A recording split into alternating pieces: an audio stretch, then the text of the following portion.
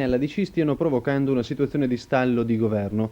I segnali di questa crisi ci sono tutti, ci riferisce Roberto Ongaro, consigliere PDSino. Per ben 3 volte la maggioranza si è sfaldata su questioni di primaria importanza come la variazione di bilancio e il Consiglio di questa sera non promette niente di nuovo, anzi potrebbe essere proprio questa l'occasione per l'apertura di un dibattito politico a tutto campo per cercare la strada dell'alternativa.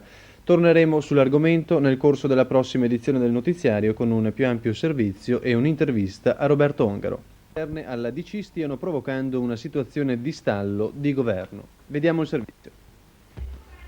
Le rivalità fra Dorotei e fra Canzaniani avrebbero portato il comune di Ponte San Nicolò allo stallo amministrativo.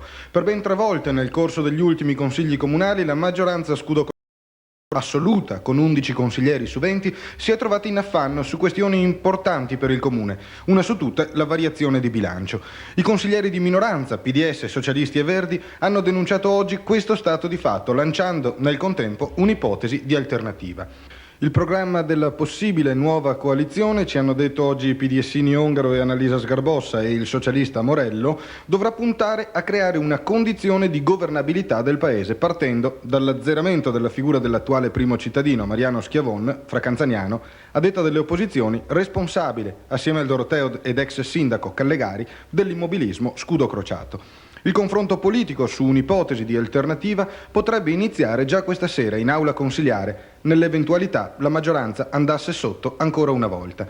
Elemento positivo in questa crisi, hanno rilevato i consiglieri, i nostri ospiti in redazione, è l'unità delle opposizioni, determinate a perseguire l'obiettivo della sfiducia costruttiva nei confronti di questa giunta.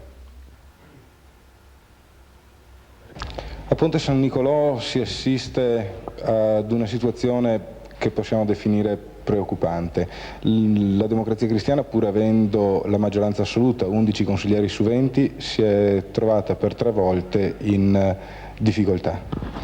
Sì, siamo facili profeti a dire che la situazione è destinata a continuare, la difficoltà continuerà anche stasera in Consiglio Comunale e facilmente la Democrazia Cristiana avrà un ulteriore momento di crisi. Questo riflette una situazione interna di forte contrasto tra il sindaco attuale e l'ex sindaco, che ha prodotto uno stallo e la paralisi complessiva dell'attività della giunta comunale. Quello che preoccupa maggiormente è che attualmente non ci sono i numeri per un'alternativa.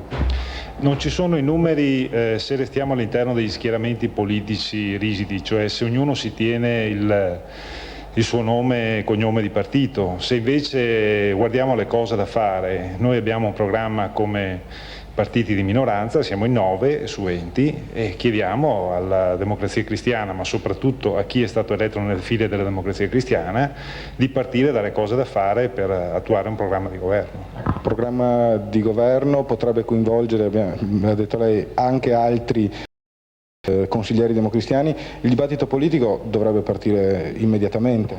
Beh, partirà credo da questa sera o dai prossimi giorni, perché noi pubblichiamo sul notiziario del Comune il nostro programma alternativo di giunta e pensiamo di confrontarci con la gente oltre che con naturalmente i consiglieri comunali, in modo che sia un programma discusso e che sia vicino ai bisogni reali del Paese.